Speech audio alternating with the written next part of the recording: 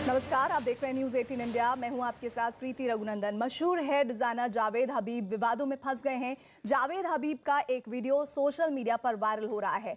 विवाद यूपी के मुजफ्फरनगर के एक सेमिनार के दौरान हुआ है, जब वो एक महिला के बालों पर थूक लगाकर काटते हुए दिखाई दिए। इस वीडियो के सामने आने के बाद चारों तरफ आलोचना हो रही है।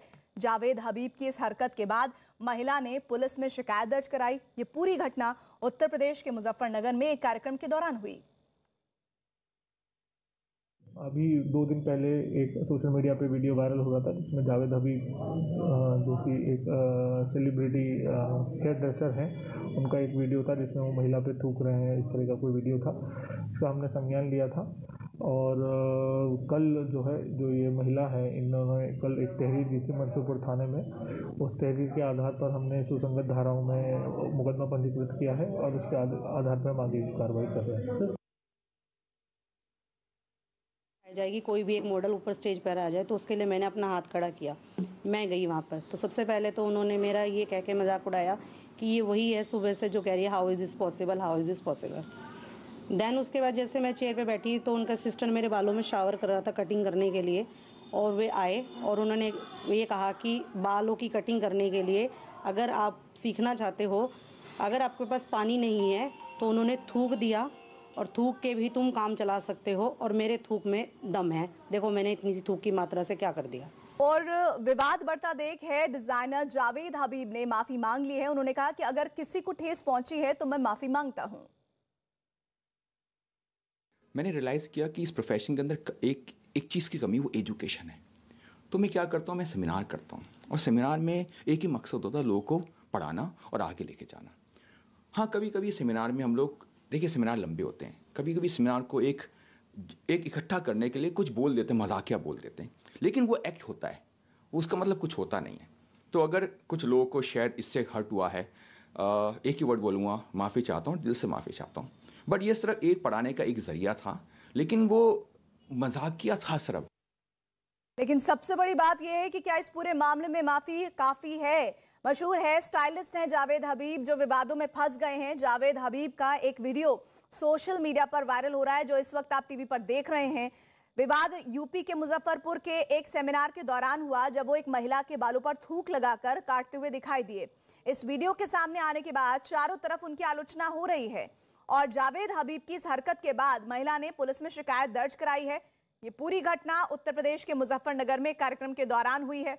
वो महिला भी सामने आई है जिनका जो कटिंग है वो इस तरह से थूक कर वो कर रहे थे, और उन्होंने कहा कि किस तरह से वो जब मंच पर आई तो उनके साथ ठीक से पेश नहीं आए जावेद हबीब, और उसके बाद उन्होंने जब इस कार्यक्रम में हिस्सा लिया तो उनके बालों में थूक लगाकर वो काटते हुए नजर आ रहे हैं। हालांकि ये जो मामला जब बढ़ा, विवाद बढ़ा, तो जावेद हबीब ने इस मामले पर माफी मांग ली है। वो ये कह रहे हैं कि हम सेमिनार में जाते हैं, कई लोग एजुकेटेड नहीं होते हैं, उनको समझाने के लिए हम कुछ ऐसी बातें करते हैं, लेकिन फिर भी वो कह रहे हैं कि मैं दिल से माफी चाहता हूं, अगर किसी की भावनाओं को मैंने आहत किया है, मैं माफी मांगता हूं। लेकिन सबसे बड़ी बात ये कि इस तरह की हरकत करने की आवश्यकता क्या थी जावेद हबीब को? ना तो उन्हें किसी पहचान के वो मोहताज हैं, ना ही किसी तरह की निम्न स्तरीय उनको पॉपुलैरिटी चाहिए। तो फिर इस तरह की हरकत करने का मकसद क्या है?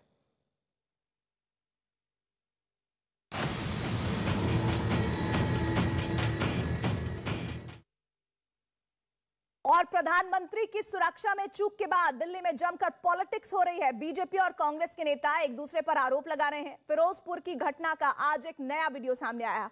इस वीडियो में प्रदर्शनकारी पीएम के काफिले के बेहद करीब दिखे। पीएम के काफिले के पास ही प्रदर्शनकारियों के साथ साथ आम लोगों की गाड़ियां, बस और ट्रक भी दिखे। लेकिन पंजाब कांग्रेस के अध्यक्ष नवजोत सिंह सिद्धू पीएम की सुरक्षा मामले पर भी सियासत करते दिखे हैं। उन्होंने इसके लिए सीधे तौर पर बीजेपी को जिम्मेदार ठहराया और पूछा, आखिर समय में पीएम का रूट क्यों बदला गया?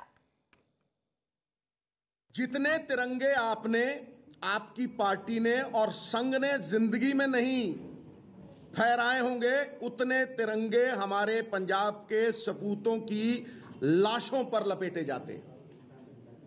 Therefore to say कि यहां आपकी जान को खतरा है,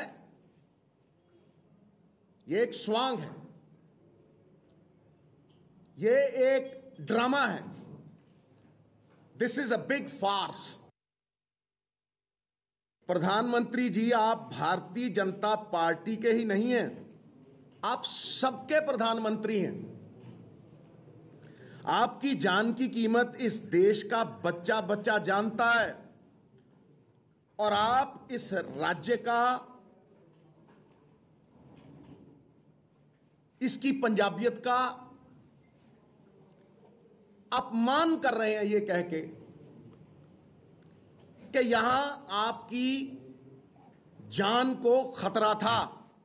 एक तरफ सिद्धू जहां बीजेपी पर आक्रामक है, चन्नी सरकार का बचाव करते दिखे, वहीं उन्हीं की पार्टी के नेता मनीष तिवारी की सोच सिद्धू से बिल्कुल अलग है। आपसे कुछ देर पहले न्यूज़ 18 ने मनीष तिवारी से बात की। मनीष तिवारी ने इस बातचीत में दो बड़ी बातें कही हैं। पहली बात, जिस फ्लाईओवर पर पीएम का काफिला रुका था वो पाकिस्तानी फौज के फायरिंग रेंज में था। दूसरी बात, पीएम की सुरक्षा में हुई चूक की जांच हाईकोर्ट के जज से हो।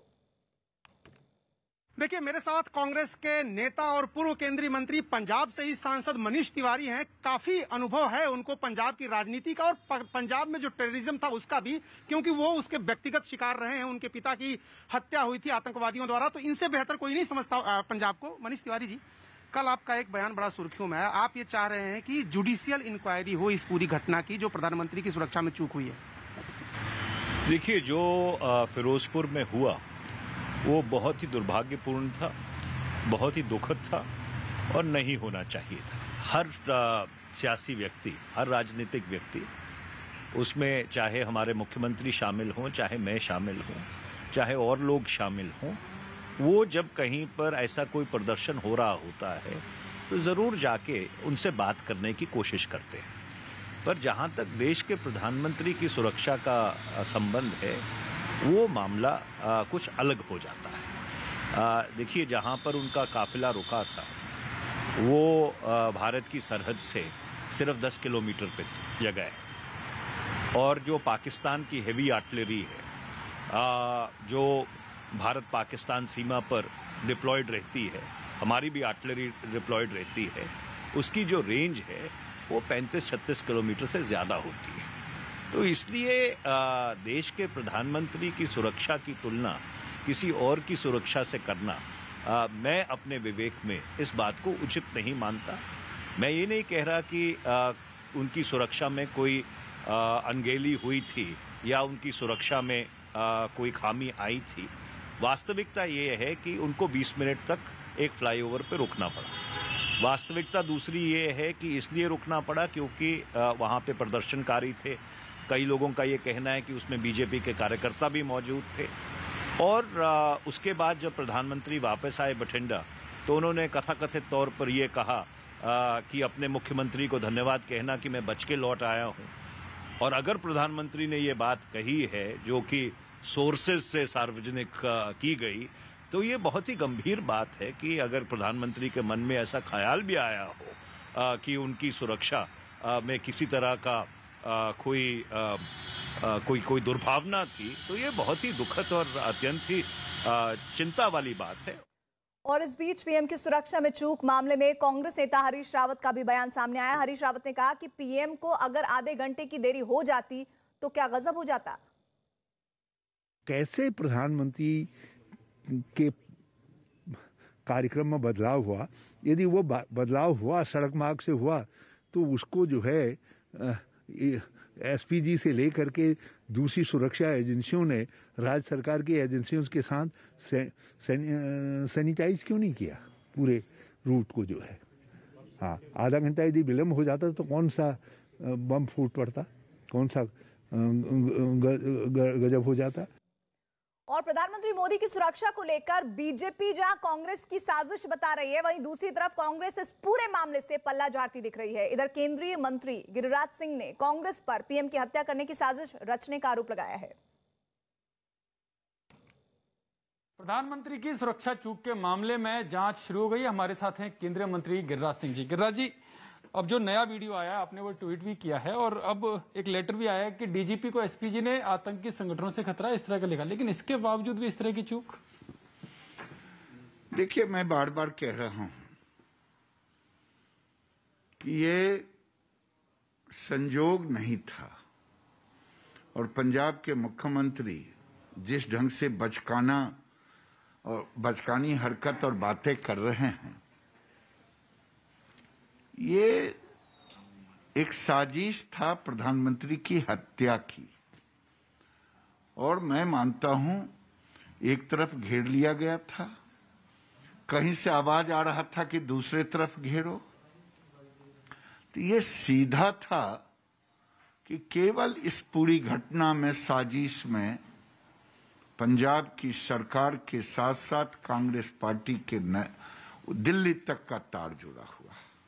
लेकिन कांग्रेस पार्टी में भी दो मतभेद साफ तौर पर दिखाई दे रहे हैं। जो मनीष तिवारी हैं वो अपनी सरकार पर निशाना साध रहे हैं कि पीएम की सुरक्षा के साथ खिलवाड़ नहीं करना चाहिए, कोई फुटबॉल की तरह नहीं होनी चाहिए। वहीं जो नवजोत सिंह सिद्धू हैं वो कह रहे हैं पूरा ड्रामा था, नौटंकी थी।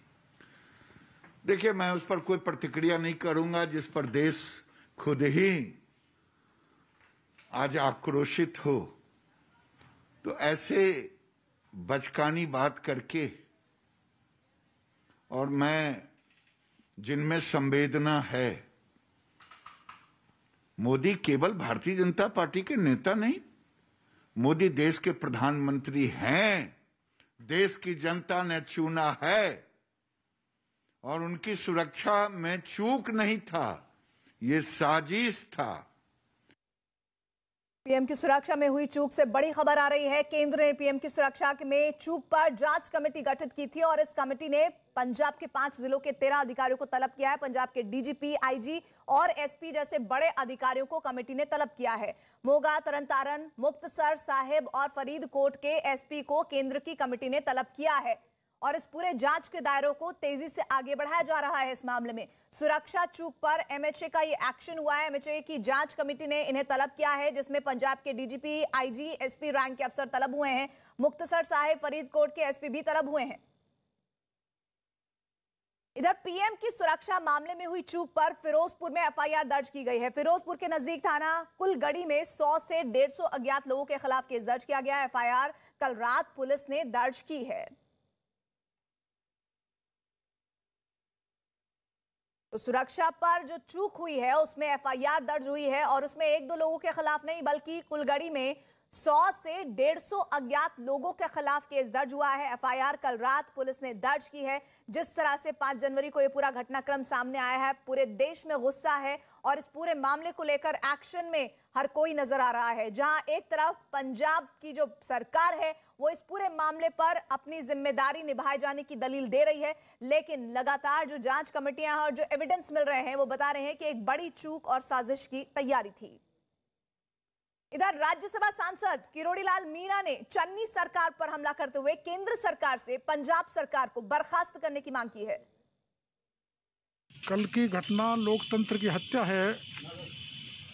अगर प्रधानमंत्री का इस ढंग से रास्ता रोककर खून के प्यासे लोग कुछ घटनाएं घटित करना चाहते हैं तो ये फेडरल सिस्टम को, देश के लोकतंत्र को सबसे बड़ा खतरा है। और कांग्रेस के बाकी के नेता, विशेषकर गहलोत साहब और दूसरे इस स्तर के नेता हैं जो डिफेंस में ना आके उल्टा प्रधानमंत्री को कोस रहे हैं, ये नहीं होना चाहिए। और इधर केंद्रीय अल्पसंख्यक मंत्री मुख्तार अब्बास नकवी ने मुंबई की हाजी अली की दरगाह पर चादर चढ़ाकर पीएम मोदी की लंबी उम्र की दुआ मांगी। मुख्तार अब्बास नकवी ने इस दौरान कांग्रेस को निशाने पर लिया। प्रधानमंत्री नरेंद्र मोदी जी की सेहत और सलामती और लंबी उम्र के लिए, मुल्क में अमन और चैन के लिए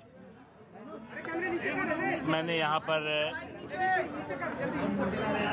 हाजी अली दरगाह में हाजिरी दी। हमें लगता था कि इस तरह की जो आपराधिक साजिश है उस पर लोग शर्मिंदगी महसूस करेंगे।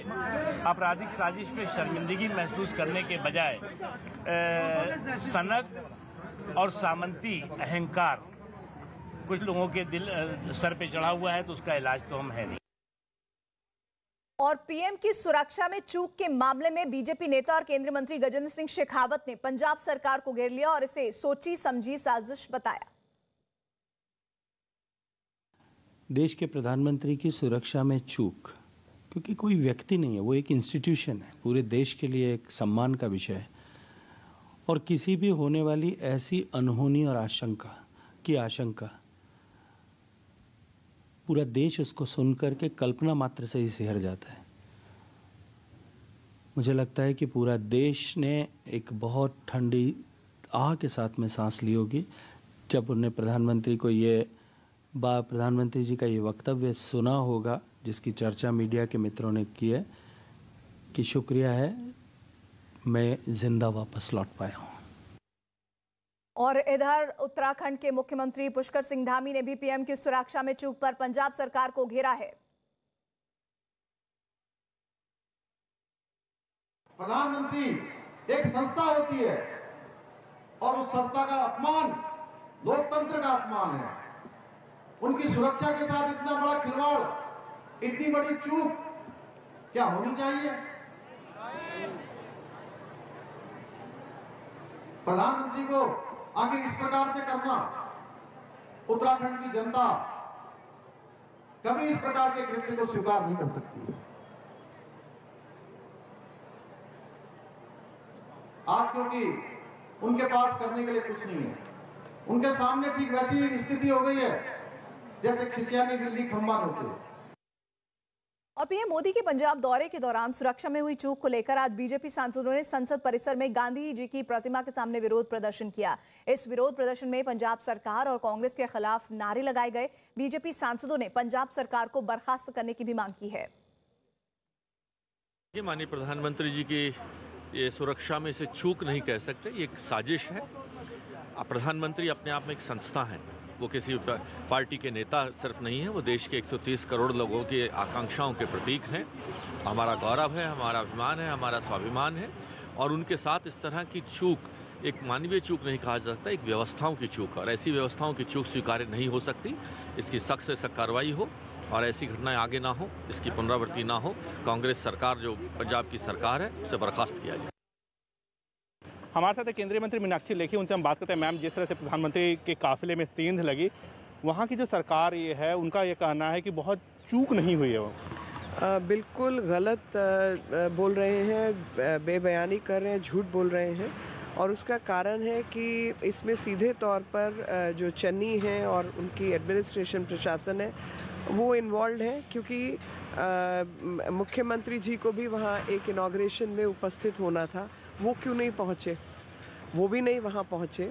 और ये 15 किलोमीटर जो इसकी जगह है रैली की, उससे पहले ये हुआ, उससे तो बहुत कई घंटे पहले वो बठिंडा से बाय रोड चले थे और इनकी परमिशन लेकर चले थे, इनसे बात कर चले थे। और ये ऑल्टरनेट रूट भी उनके उसमें था, एक सीक्रेट रूट की तरीके से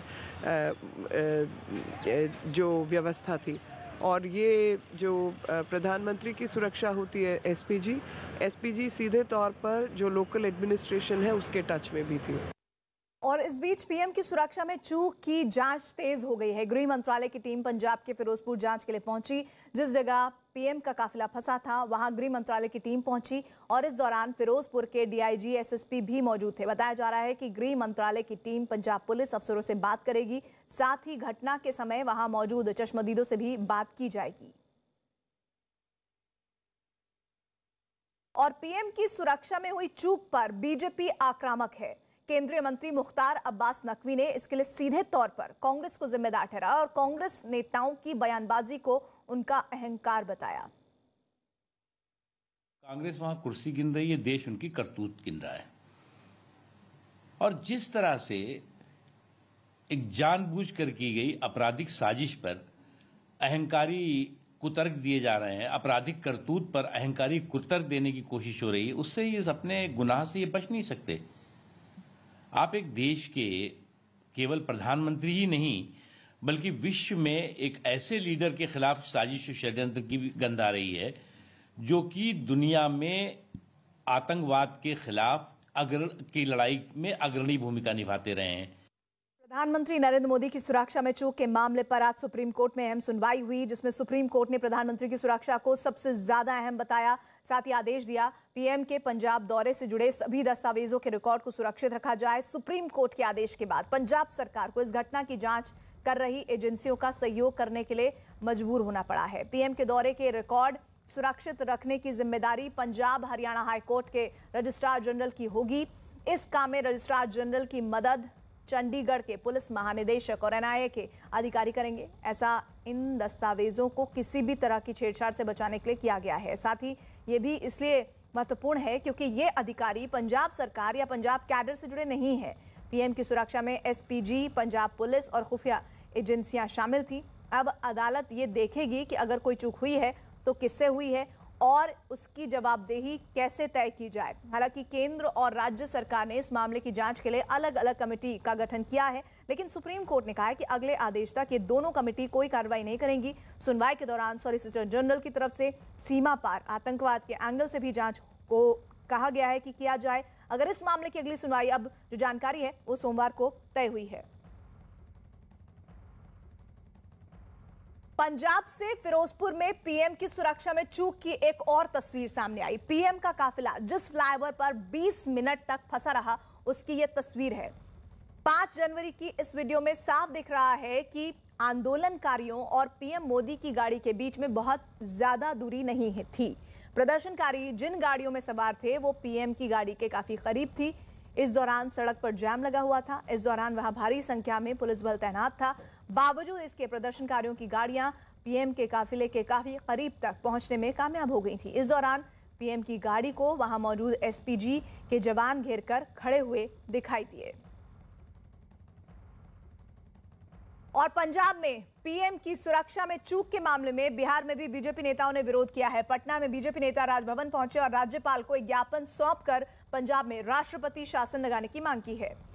तो सुरक्षा में चूक और एक्शन में एजेंसी, तेज हो रही है जांच। लेकिन इस बीच लगातार बिहार में इस वक्त कोशिशें ये है बीजेपी की कि किसी तरह से पंजाब में वो हालात पैदा किए जाए जिसके जरिए अब माहौल जिस तरह से तंग हो रहे हैं, राष्ट्रपति शासन की तैयारी की बात की जा रही है। सुरक्षा में चूक के मामले में बिहार में बीजेपी नेताओं ने विरोध प्रदर्शन किया है।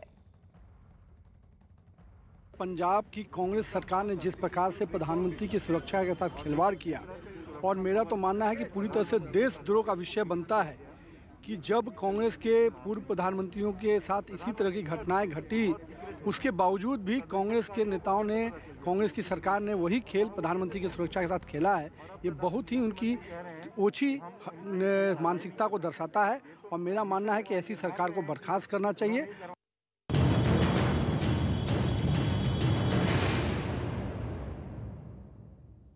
देश में कोरोना के मामले तेजी से बढ़ते जा रहे हैं। अस्पतालों में भी मरीजों की संख्या बढ़ती जा रही है। बहुत ज्यादा चिंता इस बात को लेकर है कि केसेस बढ़ रहे हैं। देश में पिछले 24 घंटे में 1,17,000 से ज्यादा कोरोना के नए केसेस आए हैं। दिल्ली में 15,000 से ज्यादा कोविड केस हो गए हैं, जबकि मुंबई में 20,000 से ज्यादा कोरोना के केसेस हो गए हैं। मध्य प्रदेश में 1,320 नए मामले सामने आए और अस्पतालों में बेड भी तेजी से बढ़ते जा रहे हैं। सरकार की तरफ से बार बार ये कहा जा रहा है कि इस बार कोरोना के काफी हल्के लक्षण हैं, लेकिन आप अपना विशेष ख्याल रखें, मास्क पहने, सामाजिक दूरी बनाएं, वैक्सीन लें और साफ सफाई का भी विशेष ध्यान रखें। ये 6 तस्वीरें आपको बता रहे हैं कि किस तरह से जो खतरा है वो बढ़ता जा रहा है। दिल्ली में ऑड इवन से खुलेंगे बाजार, ये बिग ब्रेकिंग इस वक्त की। मॉल पर भी ऑड इवन का नियम लागू किया जाएगा। सुबह 10 बजे से रात 8 बजे तक ही खुलेंगे मॉल। डीडीएमए ने जारी किया है निर्देश। इस वक्त की बड़ी खबर, एक इलाके में एक साप्ताहिक बाजार खोला जाएगा। कल ही 2 बाजारों को बंद किए जाने की खबर दिल्ली से आई थी। 50% की क्षमता के साथ ही ये सब खोलने की तैयारी है। प्रियंका कांडपाल हमारे साथ, हमारी सहयोगी जुड़ रही है। प्रियंका, ये बड़ा फैसला और क्या क्या जानकारियां? जी बिल्कुल, ये फैसला जो ऑड इवन से मार्केट मॉल्स खोलने का लिया गया था उसी का एक्सटेंडेड वर्जन है, जिसमें खासतौर पर डीएम ऑफिसर्स को ये अब जिम्मेदारी दी गई है कि वो 24 घंटे में अपने हिसाब से नंबरिंग करें ताकि जो लॉ ऑर्डर है उसको मेंटेन किया जा सके। क्योंकि लगातार हम देख रहे हैं कि कई बाजारों को सील किया जा रहा है नॉर्म्स फॉलो ना होने के साथ ही साप्ताहिक को लेकर भी ये बात साफ की गई है कि एक इलाके में एक ही साप्ताहिक बाजार खुलेंगे केवल के लिए। सभी का प्रियंका, आपकी आवाज बहुत साफ नहीं आ रही, लेकिन जानकारी साफ है। डीडीएमए ने जारी किया है आदेश जिसमें ऑड इवन के आधार पर दुकानें खोलने की तैयारी है। साथ ही मॉल्स को भी उसी आधार पर खोला जाएगा और एक इलाके में एक साप्ताहिक बाजार ही खुलेगा। इधर आज देश ने 150 करोड़ कोरोना वैक्सीन लगाने का ऐतिहासिक आंकड़ा पार किया है। 150 करोड़ लोगों का वैक्सीनेशन होना एक रिकॉर्ड है। देश के स्वास्थ्य मंत्री मनसुख मांडविया ट्वीट कर ये जानकारी उन्होंने दी है। देश में रिकॉर्ड 150 करोड़ वैक्सीनेशन पर स्वास्थ्य मंत्री मनसुख मांडविया ने ट्वीट किया है। ऐतिहासिक प्रयास, ऐतिहासिक उपलब्धि, पीएम मोदी जी के यशस्वी नेतृत्व और स्वास्थ्य कर्मियों की मेहनत से देश ने आज 150 करोड़ वैक्सीन लगाने का ऐतिहासिक आंकड़ा पार कर लिया। जब सब मिलकर प्रयास करते हैं तो कोई भी लक्ष्य हासिल किया जा सकता है। और इस बीच एक बड़ी खबर, मुंबई में पिछले 24 घंटे में 93 पुलिसकर्मी पाए गए हैं कोरोना पॉजिटिव। अब तक कोरोना पॉजिटिव होने वाले पुलिसकर्मियों की संख्या पहुंच चुकी है 9,657। और इस वक्त बड़ी खबर मुंबई से आ रही है जो वाकई में चिंता में डालती है। मुंबई में पिछले 24 घंटे में 93 पुलिसकर्मी पाए गए हैं कोरोना पॉजिटिव। अब तक कोरोना पॉजिटिव होने वाले पुलिसकर्मियों की जो संख्या है वो 9,657 है। और सबसे बड़ी चिंता की बात यह है कि महाराष्ट्र अभी भी पूरे देश में सबसे ज्यादा इस वक्त ओमिक्रॉन और दूसरे केसेस से प्रभावित नजर आ रहा है। हमारे साथ हमारे सहयोगी जुड़ रहे हैं अभिषेक। और क्या जानकारी आ रही है? देखिए, अब तक जो है काफी संख्या में पुलिसकर्मी पॉजिटिव हो रहे हैं और 24 घंटे के भीतर 93 कोरोना पॉजिटिव पुलिसकर्मी हुए हैं और उसके साथ साथ कई लोगों के अभी रिपोर्ट आना बाकी है। और सबसे चौंकाने वाली बात यह है कि गृह मंत्री का स्टाफ वो भी करीब 20 लोग कोरोना पॉजिटिव हुए हैं। महाराष्ट्र के गृह मंत्री का स्टाफ भी 20 लोगों का कोरोना पॉजिटिव हुआ है और उसके बाद कई लोगों को, पुलिसकर्मियों को क्वारंटाइन किया गया है ताकि जो क्लोज कांटेक्ट के लोग हैं जिनकी अभी तक रिपोर्ट नहीं आई है। लेकिन एक सवाल और मुझे आपसे जानना है, वो ये कि कल तक ये कहा जा रहा था कि 40% अगर बेड ऑक्यूपाई हो जाते हैं तो लॉकडाउन लग जाएगा। अभी इस डेटा के बारे में क्या जानकारी है? देखिए, अभी जो बात हुई अधिकारियों से और बीएमसी कमिश्नर से, उन्होंने साफ कर दिया है कि देर शाम आज रिस्ट्रिक्शन बढ़ाए जा सकते हैं क्योंकि जिस तरीके से केसेस बढ़े हैं वो काफी चिंताजनक है और देर शाम महाराष्ट्र सरकार पूरे राज्य के लिए एक नए रिस्ट्रिक्शन की गाइडलाइन ला सकती है। जी, शुक्रिया अभिषेक। और देश में कोरोना आउट ऑफ कंट्रोल होता जा रहा है। अब देश में 1 लाख से ज्यादा केसेस आ चुके हैं और 1 लाख से ज्यादा केस डराने वाले हैं। कोरोना केस में बड़ा उछाल देखने को मिल रहा है। पिछले 24 घंटे में देश में कोरोना के 1,17,000 केसेस सामने आ चुके हैं। पिछले 24 घंटे में 302 कोरोना मरीजों की मौत हुई है जबकि 30,000 से ज्यादा कोरोना के केसेस ठीक भी हुए हैं। और देश में कोरोना की रफ्तार बहुत तेजी से बढ़ रही है। दिल्ली में पिछले 24 घंटे में कोरोना के 15,000 से ज्यादा मामले सामने आए। 1 जनवरी को दिल्ली में 2,796 केसेस आए थे जबकि 2 जनवरी की रिपोर्ट में 3,194 केसेस थे। 3 जनवरी को 4,099 और 4 जनवरी को 5,481 मरीज मिले थे। वहीं 5 जनवरी को कोरोना मरीजों का आंकड़ा 10,665 पर पहुंचा, जिसके बाद दिल्ली के अस्पतालों में बेड की संख्या को बढ़ाया गया है। लेकिन कोरोना किस तरह से बढ़ रहा है ये देखिए, जो ग्राफ है वो सीधे ऊपर बढ़ता हुआ नजर आ रहा है जो चिंता में डालता है। मुझे अंदाजा लगता है कि कहीं भी जैसे कल 15,000 थे तो आज 17,000 के आसपास केस आने के चांसेस हैं। हमने कहा कोविड अप्रोप्रिएट बिहेवियर का पालन करते हुए मेट्रो में सिटिंग कैपेसिटी और बसेज में सिटिंग कैपेसिटी, हम स्टैंडिंग की बात नहीं कर रहे हैं। बस में टोटल कैपेसिटी 80 लोगों की होती है, सिटिंग होती है 32, तो हम कह रहे हैं 32 लोग आ सकते हैं। 32 लोग अगर मास्क लगा के चलेंगे तो उसमें खतरा बहुत कम है, रादर देन के बिना मास्क के 10 लोग भी चलेंगे। बड़ी खबर इस वक्त आ रही है, कोरोना की वजह से जयपुर लिटरेचर फेस्टिवल स्थगित किया गया है। इसी महीने आयोजित होने वाला था ये जयपुर लिटरेचर फेस्टिवल। अब जयपुर लिटरेचर फेस्टिवल 5 से 14 मार्च तक होगा, ये बड़ी खबर आ रही है। लेकिन अभी जो बड़ी खबर यह है कि जयपुर लिटरेचर फेस्ट को स्थगित किया गया है। कोरोना की वजह से ये फैसला लिया गया है। अब 5 से 14 मार्च तक चलेगा फेस्टिवल। ये डेट बढ़ाई गई है, यानी कि आगे बढ़ाने का मतलब साफ है कि कोरोना का बढ़ता खतरा और जिस तरह केसेस की रफ्तार बढ़ रही है, ऐसे में ये एहतियातन कदम उठाया गया है। लिटरेचर फेस्टिवल जो जयपुर में होना था उसे आगे पोस्टपोन किया गया है। कोरोना की वजह से जयपुर लिटरेचर फेस्टिवल स्थगित किया गया है। इस महीने आयोजित होना था लेकिन अब उसे मार्च में आयोजित किया जाएगा। भवानी हमारे साथ, हमारे सहयोगी जुड़ रहे हैं। भवानी, मार्च में भी तब हो पाएगा जब हालात बेहतर होंगे? देखिए प्रीति, बिल्कुल जयपुर लिटरेचर फेस्टिवल पिछले साल भी कोरोना की वजह से स्थगित कर दिया था और इस बार ऑफलाइन करने की तैयारी हो रही थी। जनवरी के अंदर होना था, 22 से 27 जनवरी। अब उस डेट को अब बदला गया, अब मार्च के अंदर किया गया। लेकिन अब तब तक अगर केसेस कम होंगे तभी, आप बिल्कुल सही कह रहे हैं कि तभी ये हो पाएगा। और जयपुर में जिस रफ्तार से केस बढ़ते जा रहे हैं तो जाहिर तौर पर आगे कहना काफी मुश्किल है। जी शुक्रिया भवानी इस जानकारी के लिए। और दिल्ली में कोरोना को रोकने के लिए सख्ती बढ़ाई जा रही है, लेकिन मामलों में कमी नहीं आ रही है। दिल्ली में भी अस्पतालों में मरीजों की संख्या तेजी से बढ़ रही है। 4 जनवरी तक दिल्ली के अस्पतालों में कोरोना के 531 मरीज भर्ती थे, जबकि सिर्फ 2 दिन बाद ही 6 जनवरी तक ही अस्पतालों में मरीजों की संख्या दोगुनी हो गई है। तो ये जो रफ्तार बढ़ रही है ये चिंता में डालती है। दिल्ली वालों संभल जाओ, नहीं तो हालात और खराब हो जाएंगे और पाबंदियां सख्त होंगी। और जो लोग लगातार इस बात से बेचैन है कि कहीं लॉकडाउन तो नहीं लग जाएगा, इसकी आहट हमें सुनाई पड़ रही है, दिखाई दे रही है। इन आंकड़ों के जरिए कोरोना की रफ्तार बेकाबू होती दिख रही है। और बिहार में भी कोरोना के बढ़ते मामलों के बाद अस्पतालों में मरीजों की संख्या बढ़ने लगी है। बिहार में कोरोना के फिलहाल 5,785 एक्टिव केस हैं। बिहार के अस्पतालों में कुल 12,000 ऑक्सीजन बेड हैं, जबकि आईसीयू बेड 721 है। बिहार सरकार ने 550 अस्पतालों को कोरोना के इलाज के लिए रजिस्टर किया है, जिनमें 25% बेड कोरोना मरीजों के लिए रिजर्व होंगे। और बिहार में फिलहाल 89 मरीज अस्पतालों में भर्ती हैं। वहीं 2 दिन पहले 5 जनवरी को 63 मरीज अस्पताल में भर्ती हुए थे। बिहार के मधुबनी से कोरोना मरीजों से जुड़ी खबर, संख्या बढ़ती जा रही है। वहां पर मधुबनी में एसएसबी कैंप हॉटस्पॉट बनता जा रहा है। अब तक एसएसबी कैंप में 67 जवानों की कोरोना रिपोर्ट पॉजिटिव आई है। आज 78 जवानों की रैपिड एंटीजन टेस्ट किए गए हैं, जिनमें 44 जवानों की रिपोर्ट पॉजिटिव आई है। इससे पहले एसएसबी कैंप में 76 जवानों की कोरोना जांच हुई थी, जिनमें 23 जवान कोरोना संक्रमित पाए गए थे। तो 10 दिन में 10 गुना केसेस, और अब ये समझ लीजिए कि 10 दिन में अगर 10 गुना केसेस बढ़ रहे हैं तो इसी हिसाब से पाबंदियां भी कई गुना बढ़ सकती हैं और चुनौतियां भी साथ साथ बढ़ रही हैं। क्योंकि जिस तरह से बेड्स की तैयारी अस्पतालों में की जा रही है, अगर वो बेड भर जाते हैं तो मुसीबत और ज़्यादा बढ़ सकती है। इसीलिए अब चिंताएं प्रशासन की बढ़ रही हैं।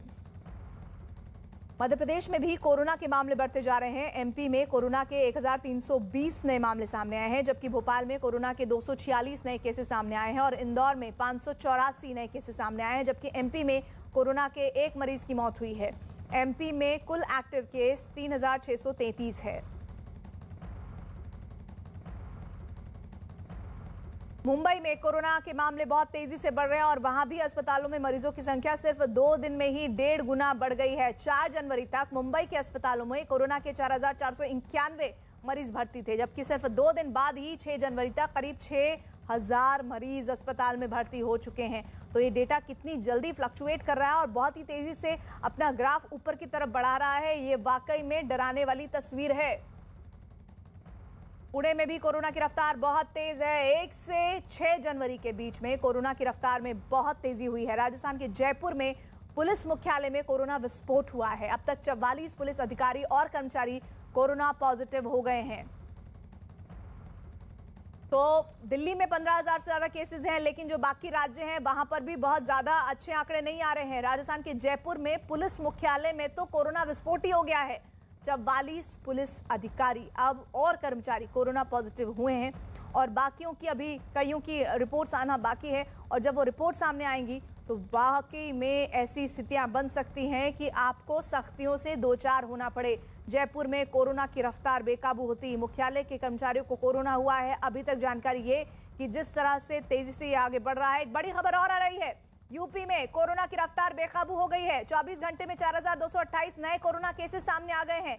यूपी में कोरोना से 24 घंटे में एक शख्स की मौत की भी खबर आ रही है। यूपी में 24 घंटे में 119 मरीज ठीक हुए हैं, लेकिन जो चिंता में डालते हैं वो ये एक्टिव केस हैं 12,327 कोरोना के।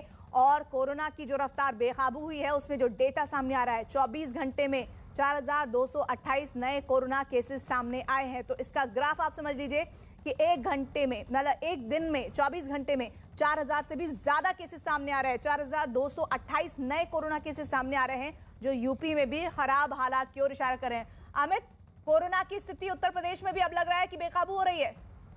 जी हाँ, बिल्कुल। जिस तरीके से नया डेटा है, पिछले 24 घंटे में 4,228 नए कोरोना के मामले सामने आए हैं पूरे राज्य में, और जो ठीक हुए हैं वो केवल 119 लोग हैं जो कोरोना से ठीक हुए हैं।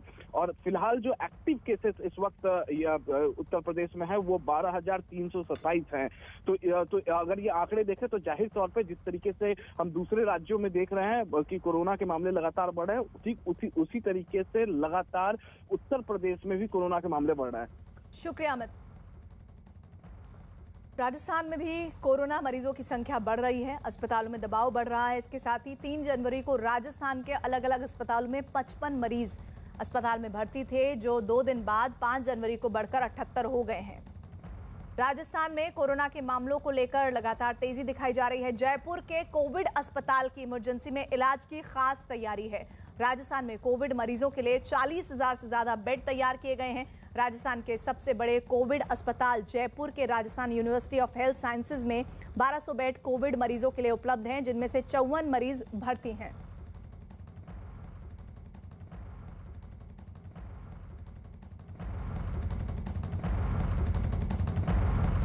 हम राजस्थान के सबसे बड़े कोविड डेडिकेटेड अस्पताल RUHS Rajasthan university of health sciences के अंदर है, और ये इमरजेंसी की तस्वीरें जो आप देख रहे हैं कि अभी आपको बेड है वो खाली नज़र आ रहे हैं यहाँ पर। यानी कि ऐसा नहीं है कि मरीज आ रहे हैं लेकिन इमरजेंसी के अंदर आ रहे हैं, दिखा रहे हैं, जा रहे हैं। अभी आप देख लेंगे कि सारी तस्वीर आप देखेंगे तो तैयारी, तमाम तरीके की तैयारी है यहाँ पर।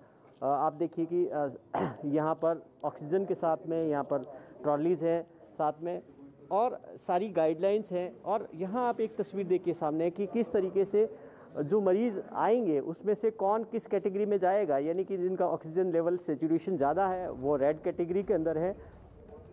उसके लिए तमाम तरीके की तैयारी यहाँ पर अस्पताल के अंदर है, वो नज़र आ रही है।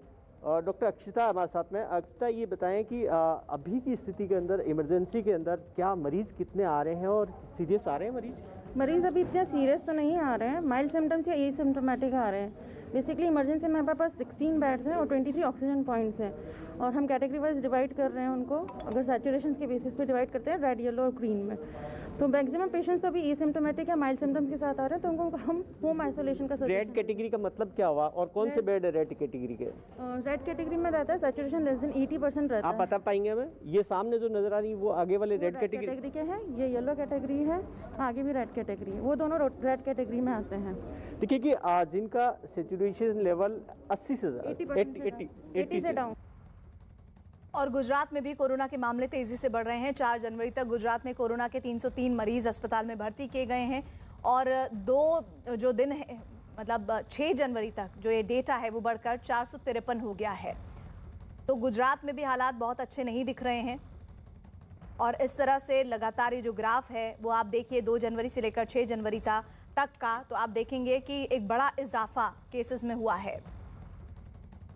पश्चिम बंगाल में भी कोरोना के बढ़ते मामलों की वजह से अस्पतालों में मरीजों की संख्या बढ़ गई है। 4 जनवरी तक जहां पश्चिम बंगाल के अस्पतालों में कोरोना के 1668 मरीज भर्ती थे, वहीं 6 जनवरी तक ये आंकड़ा बढ़कर 2000 के पार हो गया है।